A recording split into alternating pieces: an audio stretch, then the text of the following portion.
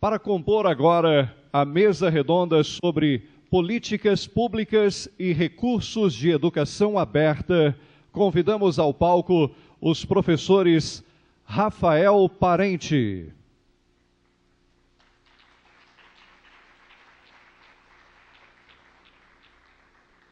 Simone Capellini,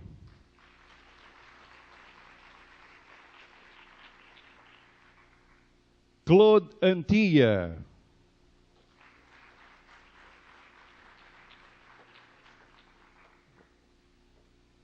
e João Batista de Oliveira.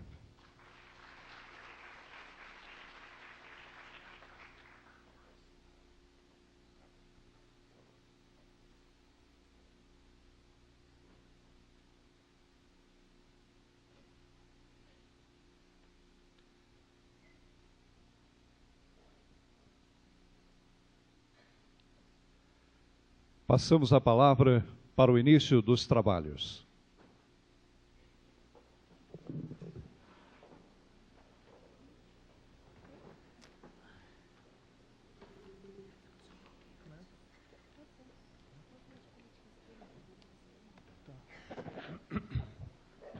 Bom dia a todos. Quero agradecer o convite por estar aqui com vocês hoje. Agradecer à professora Ângela e a todos os organizadores. É realmente um tema de muita importância e eu também fico feliz que a gente esteja avançando, mesmo que lentamente, na questão da alfabetização e das políticas públicas no Brasil. Estou aqui porque eu passei os últimos 4 anos, de 2009 a 2013, como subsecretário de Educação no Rio de Janeiro com a Cláudia Costin, com a secretária Cláudia Costin. Eu saí no ano passado e eu era responsável pela parte de inovação e de trabalhar com novas tecnologias educacionais e recursos educacionais abertos. Quando a gente chegou e começou o nosso trabalho lá no Rio de Janeiro, a gente viu que, em primeiro lugar, não estava claro para os alunos, para os professores e para os pais o que os alunos deveriam aprender em cada área de conhecimento e a cada ano na escola. Ninguém sabia, não existia um currículo claro para a cidade de 0 a 14 anos. Em segundo lugar, a gente via também muita desmotivação nas escolas, tanto dos alunos, que não viam tanta razão para estarem ali, não gostavam do que acontecia dentro da escola, achavam que outras atividades variadas eram muito mais interessantes do que estarem nas escolas, e os professores que reclamavam muito da indisciplina e também da falta de respeito e da falta de interesse dos alunos enquanto eles estavam nas escolas. E aí, a secretária Cláudia Costin, com a sua equipe, começou uma série de transformações em vários níveis diferentes. Acho que o mais importante deles, inicialmente, foi, juntamente com a rede, com todos os professores da rede, uma grande discussão sobre uma política clara curricular, ou seja, o que em cada ano, em cada área de conhecimento, a gente deveria esperar que todos os alunos, todas as crianças, no Leblon, na Rocinha ou em qualquer lugar, deveriam aprender. Então, o currículo ficou claro, a gente também começou a criar com os professores avaliações e materiais impressos para que eles fossem aplicados nas escolas.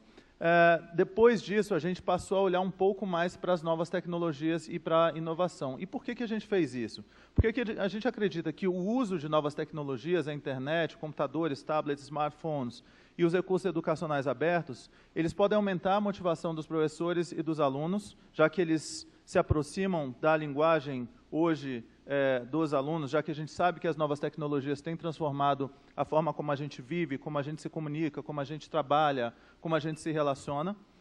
Em segundo lugar, as novas tecnologias e os recursos educacionais abertos podem possibilitar uma aprendizagem em qualquer lugar e a qualquer hora. Ou seja, você quebra os limites de tempo e espaço que a gente teria numa aprendizagem que só acontecesse quando o aluno estivesse sentado em sala de aula e observando o professor ou copiando alguma coisa do quadro.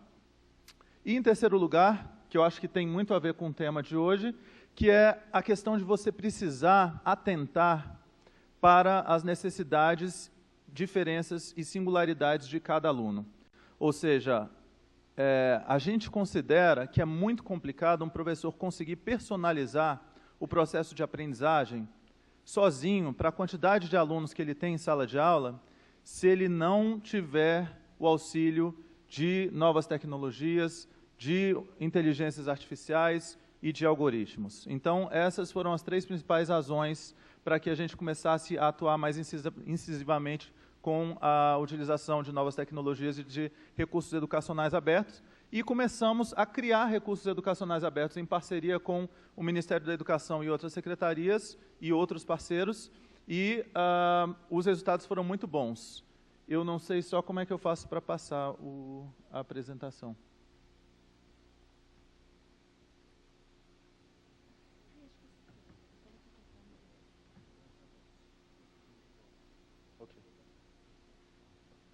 Bom, a partir do currículo que foi criado no Rio de Janeiro, nós criamos uma plataforma de aulas digitais que é a Educopédia. A Educopédia, ela foi criada pelos professores do Rio de Janeiro e ela tem todo o conhecimento, todos os temas que estão incluídos no nosso currículo estão na Educopédia. Então, vocês veem aí que logo que o aluno se loga ou entra como visitante, ela é aberta. Se vocês quiserem entrar agora aí na internet, www.educopedia.com.br, você clica em entrar como visitante, tem lá do 1º ao 9º ano, tem educação infantil também, jovens e adultos, cursos para professores e educação especial. E aí, depois que você seleciona um ano, você tem aí as várias áreas de conhecimento que você seleciona também, e tem uma lista com 32 aulas digitais, então 32 temas daquela área específica de conhecimento e daquele ano que perfazem o currículo da cidade. Essas aulas digitais, elas foram criadas pelos próprios professores. Então, se um professor devia criar uma aula, por exemplo, sobre o contexto em que aconteceu a Revolução Francesa, ele ia buscar na internet o que já havia de bons vídeos e bons jogos e bons textos e boas atividades, fazer uma curadoria desse material, e depois a gente criou uma metodologia também baseada na neurociência. Ou seja, a gente começava revisando o que havia acontecido na aula anterior, tentava entender um pouco qual que é o conhecimento prévio que o aluno tem sobre aquele assunto e começava então a apresentar pequenos vocábulos e uma estrutura mais básica relacionada àquela área de conhecimento e depois ia aprofundando até no final chegar a desafiar o aluno e apresentar um desafio para a próxima aula. A gente incluiu também na Educopédia a Educoteca, que é uma plataforma, quer dizer, é uma parte da plataforma, que é como se fosse uma biblioteca, mas de livros em novos formatos. Nós pegamos clássicos da literatura, que já estavam abertos para o público, como Robinson Crusoe, e nós recriamos essas histórias, com os alunos podendo ler e ouvir games dentro dos livros que estavam também na Educoteca, e formas de interatividade para que os alunos pudessem recriar partes da história ou final da história colaborativamente. Isso também está aberto para todas as pessoas. Então, tudo isso que eu estou falando para vocês são recursos educacionais abertos que nós criamos. Esse daí, por exemplo, é um exemplo de um livro que a gente criou especialmente para a Educoteca. Esse é um jogo dentro do livro. E a gente também colocou uma ferramenta de autoria, ou seja, os professores e os alunos puderam também criar os seus próprios livros, criar individualmente ou colaborativamente e publicar os seus livros nessa plataforma para que outros professores e alunos pudessem comentar e curtir ou não.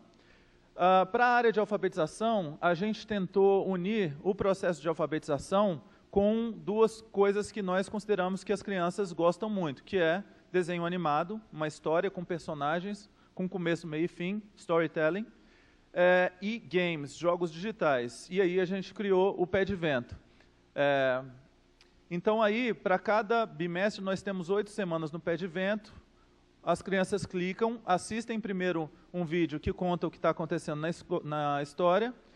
Existem cartas mágicas também, quando eles conseguem passar por um joguinho, eles ganham cartas mágicas com um vocabulário um pouco mais avançado, também com a intenção de aumentar o número de vocábulos que a criança conhece, mas ela escuta e vê o texto ao mesmo tempo. E depois a gente criou o Pé de Vento também para o 2º ano. O Pé de Vento também tinha músicas e videoclipes e, inclusive, essas músicas e esses videoclipes as crianças adoravam e adoravam cantar e memorizar, e isso ajudou bastante também no processo de alfabetização das crianças. Além disso, nós criamos um portal para troca de melhores práticas entre os professores. A gente criou essa ferramenta para poder reconhecer o trabalho que as escolas estavam fazendo. E, em uma das escolas, a gente resolveu experimentar um modelo completamente novo. Então, no Gente, a gente tirou as paredes da escola. Os alunos não eram mais divididos de acordo com as séries, eles eram divididos e agrupados de acordo com competências e habilidades, não só cognitivas, mas também socioemocionais. E lá a gente usou a Educopédia e nós criamos uma área de avaliação para que o processo de aprendizagem fosse realmente personalizado para cada aluno. Ou seja, a gente identificava quais eram as questões cognitivas que o aluno tinha, ou seja, ele poderia estar no 7º ano, mas com uma capacidade de compreensão de texto do 3º ano. Então, ele tinha de voltar para textos do 3º ano e recuperar tudo isso que ficou para trás, o que não acontece numa escola normal, como nós sabemos. Aí é o site do Gente também, a página do Gente é gente.rioeduca.net, para quem quiser conhecer mais. Algumas fotos aí da escola e dos salões de aprendizagem. E aí vocês podem ver uma página de um aluno que tem toda semana, então, metas a serem atingidas de acordo com as competências que ele precisa desenvolver naquela semana. Ou seja, nós colocamos ali para cada área do conhecimento uma meta, colocamos sugestões de atividades digitais ou impressas que ele pode fazer para atingir aquela meta.